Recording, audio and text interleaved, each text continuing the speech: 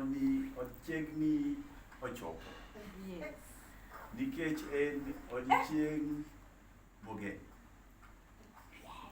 Okay. Oduto umiya mor. Nyasaye ogwedho. I hope I said something that makes sense. Oh, yes. Sasa hayo niliyoandikiwa ndio hayo, wacha sasa niseme yaliyo yangu. You guys are just amazing. And today I don't want to bore you with a long speech. That story I got basa. I can see Abuto is reminding me that you have a story. You need to complete a You story cannot for us. put that story on the video. So I'm gonna just finish what I need to finish, then we can talk about the story, okay? All right. Okay. So today I just want to talk about something that's very close to my heart. And it's about how life relates to what we did today, the mountain. Because life in very many ways is just like mountain climbing. And if you think about it, when you're down there, you look up to people who perhaps have achieved so much, and you would want to achieve as much as they have, or maybe something even closer. And if you go to the mountain, when you are down at the bottom of the mountain, you're looking at the peak and you're wondering, how can I get there? And yet you know there are so many people who've been there before. So you have this urge to get there just like they did. And that's why I'm saying life is like a mountain. But to get to the top of the mountain, you exactly have to do what we did today. You've got to climb. And today, I just want to give you an acronym, that acronym climb, and explain it in terms of the journey of life. And the C for me in this climb is all about the courage to do the things that you feel you need to do to get to the top. Because just like Winston Churchill said, courage is esteemed the first of human qualities. Because it is the one that guarantees all others. Without courage, there is nothing you can achieve in life. Without courage, you can't climb that mountain. It required courage for Judy to actually walk between those two gullies. There was like a small stretch of land, and we still had to hold her hand. But that encouraged her, and her courage grew. So it's the same thing. If there's that big business you want to start, Frank, it needs courage. It needs courage to get out of your comfort zone. It needs courage to face your fears. It needs courage to get out to people who can help you get where you want to go. So at the beginning of everything in life, it's all about courage. And courage, my friends, is not the absence of fear. It is allowing yourself to feel the fear, but doing what you want to do nonetheless. That's what courage is.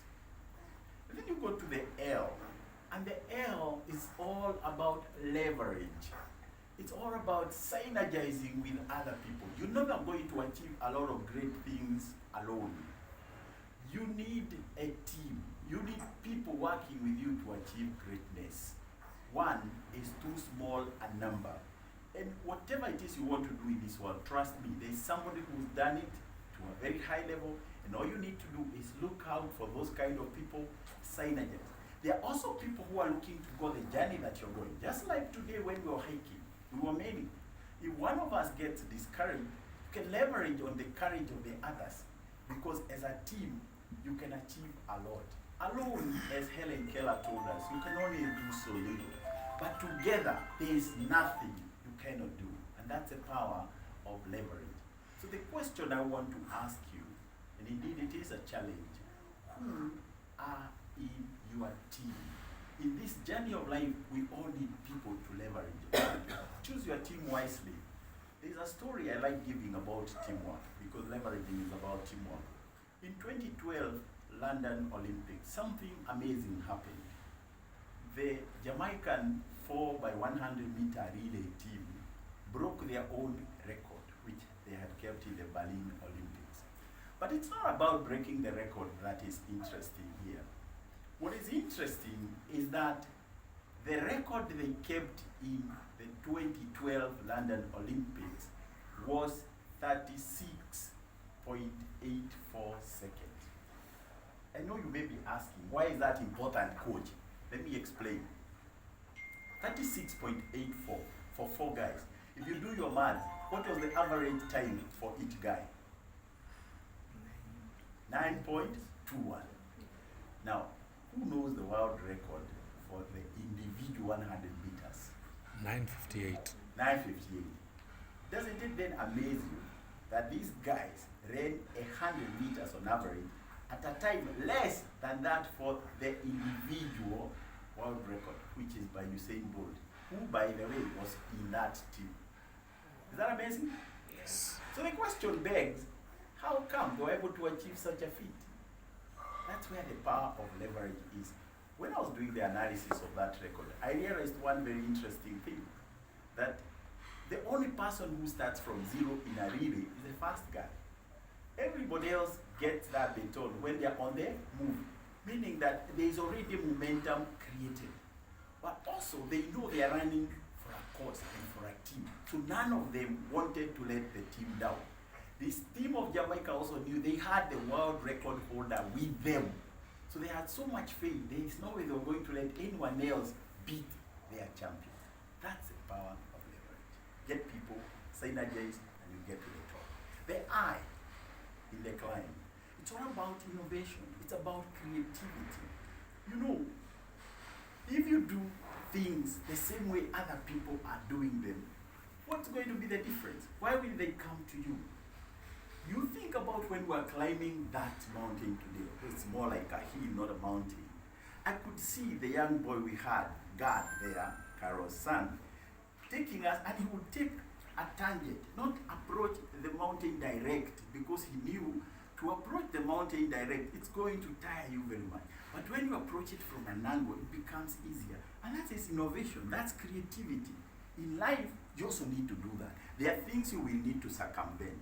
There are times you look at challenges and you realize to tackle them just head on, they tire you, they drain you. You need to look at ways that you can tackle some problems without draining your energy, without draining your resources, without wasting your time. You've got to be creative. And after all, it's important to know that the world is looking for that which is different. It's looking for your zebra stripes. If you go to the Masai Mara to see animals, all the zebras have black and white. But supposing you saw a zebra which had red and blue stripes, it would stand up, right?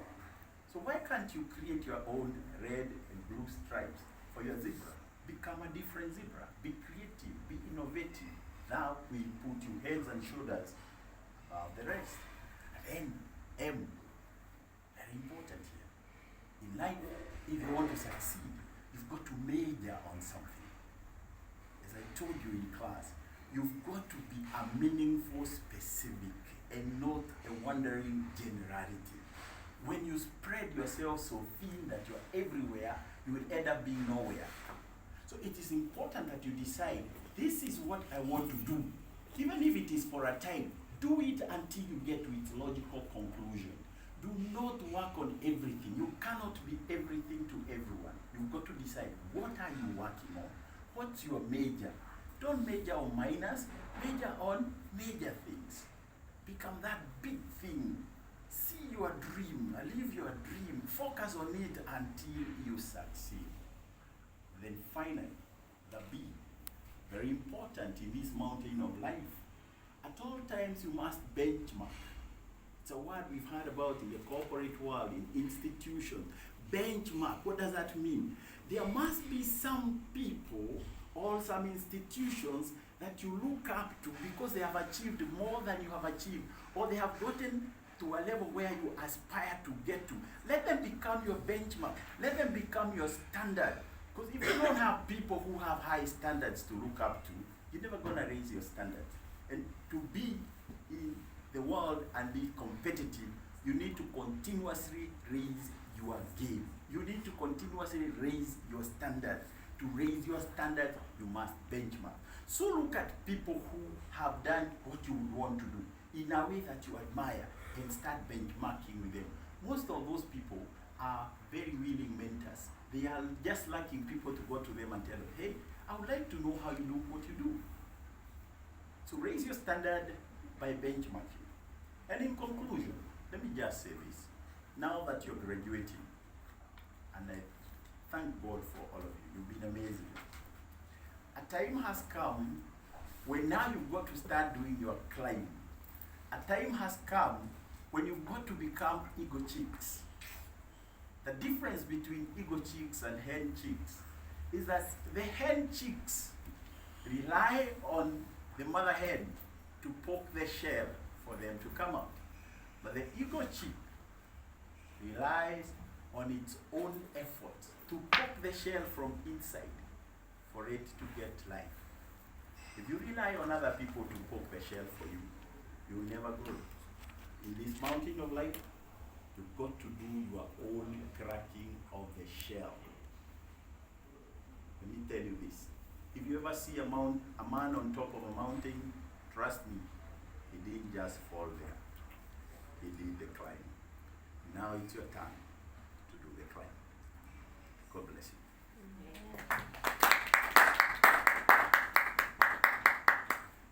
Another round of applause for Coach.